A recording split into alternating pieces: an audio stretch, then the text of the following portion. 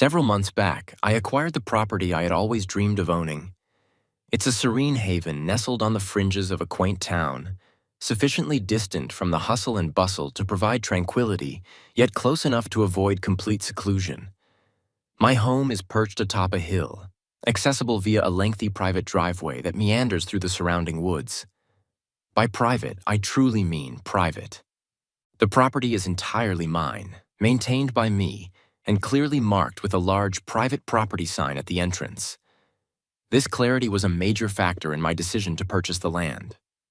I wanted something different from the typical suburban dead-end street filled with identical houses and an intrusive homeowners association, HOA, constantly monitoring my activities. When I first encountered Laura, who I'll refer to as Laura from here forward, she presented herself as the quintessential friendly neighbor. About a week after settling in, she visited me with a plate of cookies and a broad, somewhat rehearsed smile.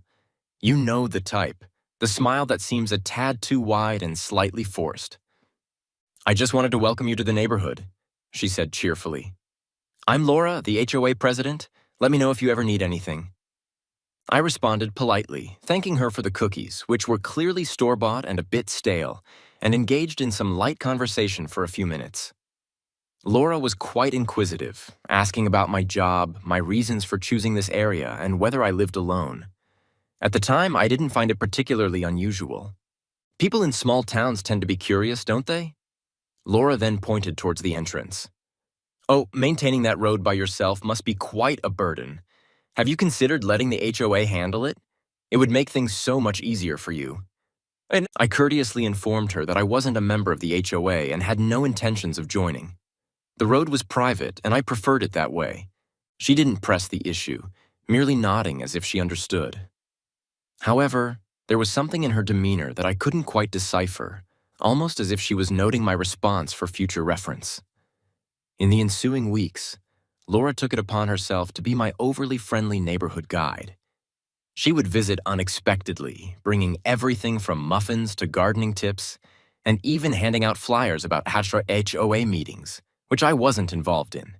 Each time she visited, she found a way to discuss the road. It would be beneficial for the community to have access to it, she would suggest, just in case of emergencies or if someone needs a shortcut or if the main road gets blocked.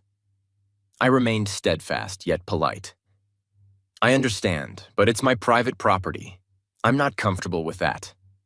She would always respond with a smile and a casual shrug, as if it were no significant matter. "Oh, of course. Just thought I'd ask."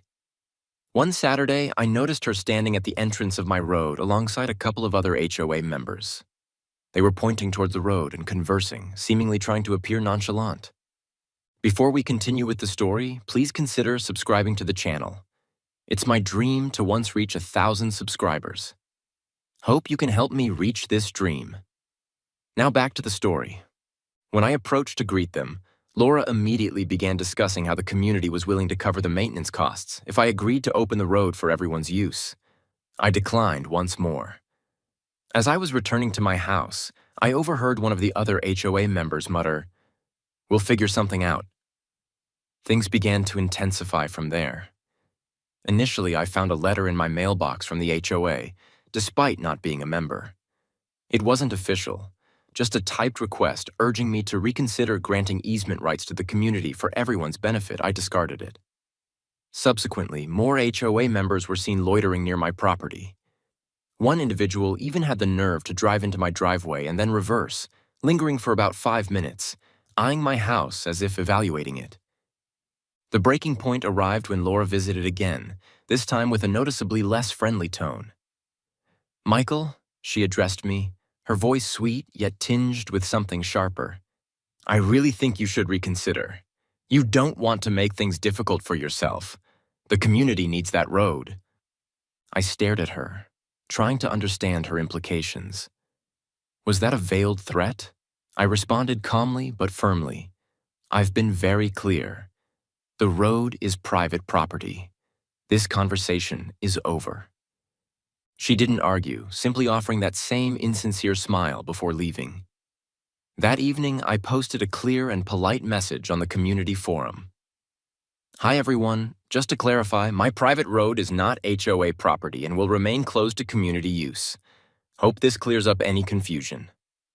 I anticipated a few appreciative comments or perhaps some opposition, but what followed was unexpected. The comment section erupted.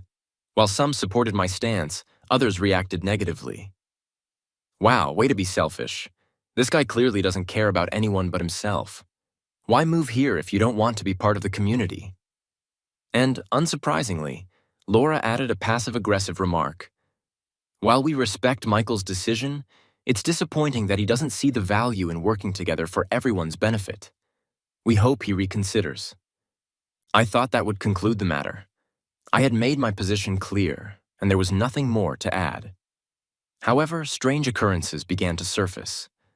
A car would park just outside my road's entrance for extended periods. Groups of children would ride their bikes up and down my driveway when I wasn't home. And recently, I discovered orange spray paint markings at the end of my road. Arrows, lines, and what appeared to be measurements.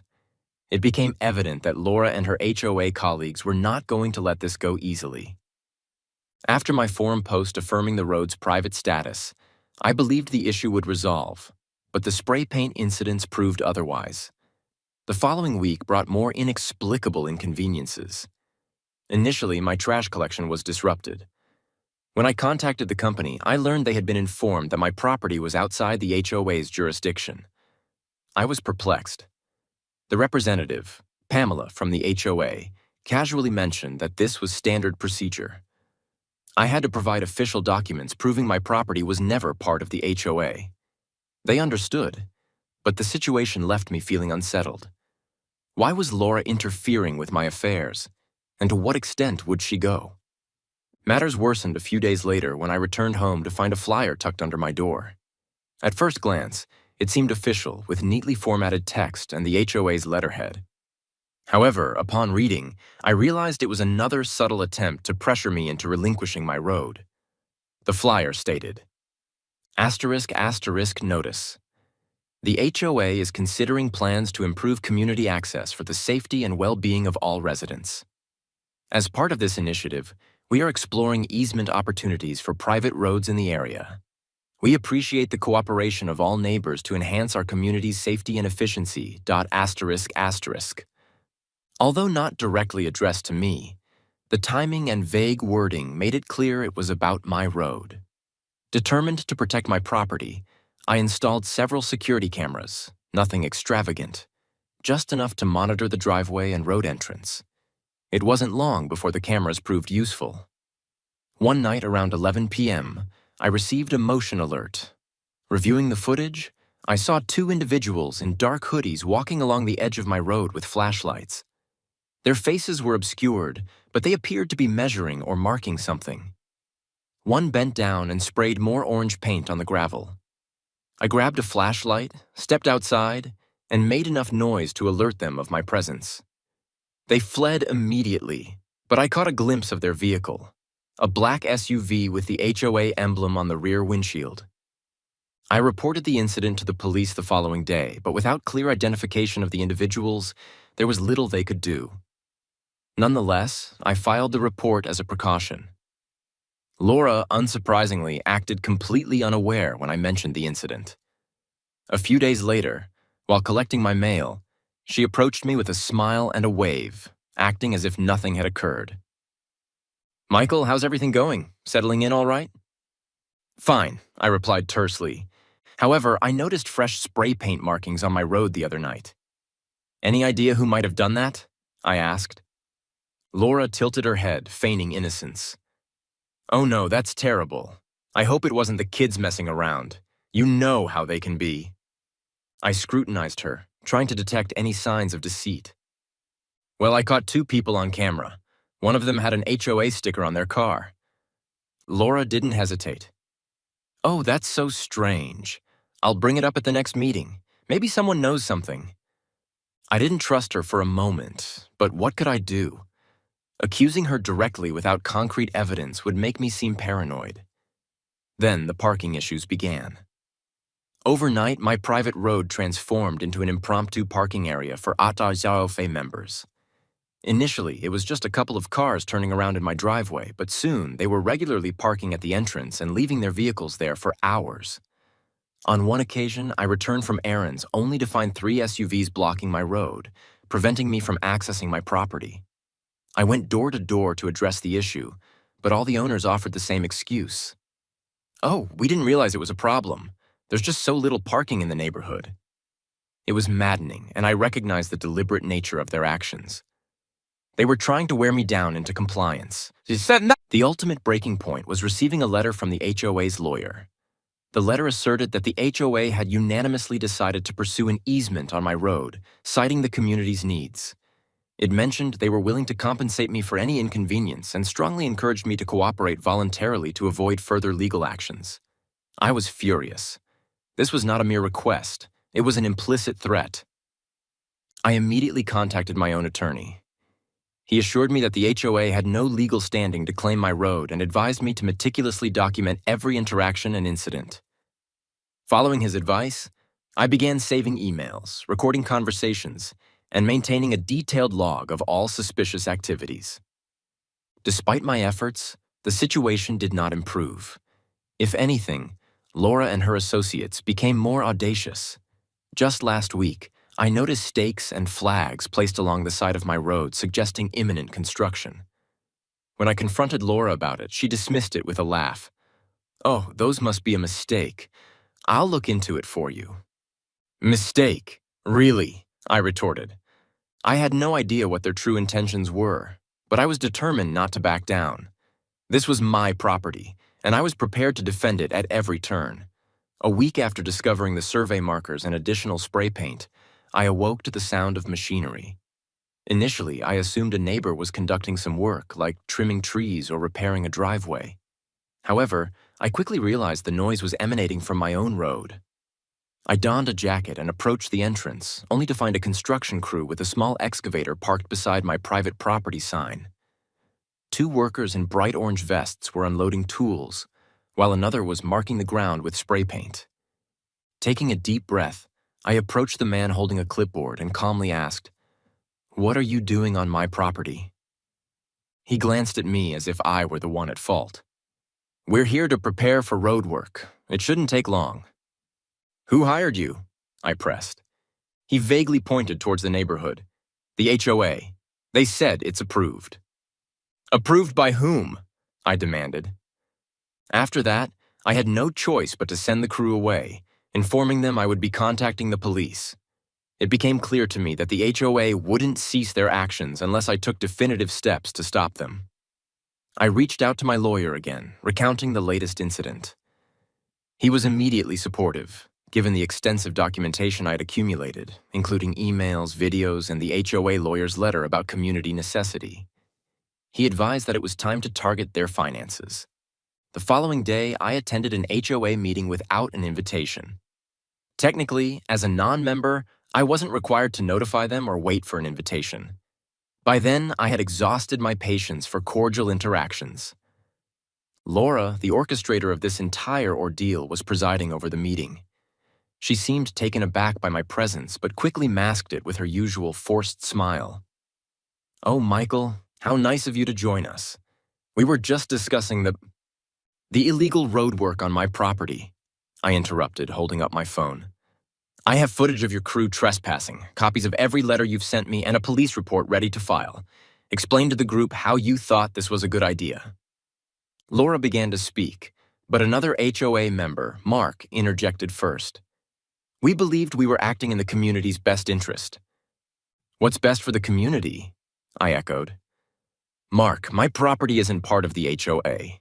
You have no legal right to access my road, let alone begin excavating it. Do you understand the kind of lawsuit you're inviting?" Laura attempted to regain control by mentioning miscommunications and misunderstandings, but I wasn't swayed. I directly informed the group, "If you don't cease these actions immediately, my lawyer will be filing harassment and trespassing charges against the HOA as an entity, and if necessary, against individual members." Following that meeting, the dynamics began to shift, but not favorably for the HOA. Laura ceased her frequent visits to my door, yet I noticed subtle indications that someone was still monitoring my activities. A car would regularly park across the street from my road for hours with the headlights off and the engine running. Flyers about community easements continued to appear in my mailbox. Then, one night, my cameras captured someone walking along the side of my road wielding what appeared to be bolt cutters. I chose not to confront them directly. Instead, I contacted the police and forwarded the footage to my lawyer. He sent a cease and desist letter the next morning, specifically addressing Laura and several HOA board members by name. The letter contained all the evidence I had gathered: videos of the surveyors, the HOA lawyer's letter, footage of the individual with the bolt cutters, and screenshots of some particularly hostile comments Laura had made about me on the community forum. Taking further precautions, I installed a locked gate at the entrance to my road, complete with a keypad and a camera. This ensured that any interference would require bypassing both physical barriers and the legal ramifications. A few days after the gate was installed, Laura came to my door, but her demeanor had changed. Her face was flushed, and she seemed to have rehearsed her words meticulously. "This is completely unnecessary," she began, gesturing towards the gate as if it were a personal affront. "We're just trying to improve the neighborhood. You didn't have to make it so hostile." "Hostile?" I echoed. "You hired a crew to trespass on my property. You sent people to vandalize my road. You harassed me for weeks, and now I'm the hostile one." She stammered something about miscommunication once more, but I cut her off decisively. "Laura, this isn't up for discussion. Stay off my property and instruct your HOA associates to do the same. This conversation is over." I shut the door before she could reply. Since that confrontation, things have quieted down, at least for the time being. The HOA hasn't sent any further letters, and the cars obstructing my road have vanished. My lawyer believes the cease and desist letter likely deterred them, but I remain vigilant, knowing deep down that this battle might not be entirely over.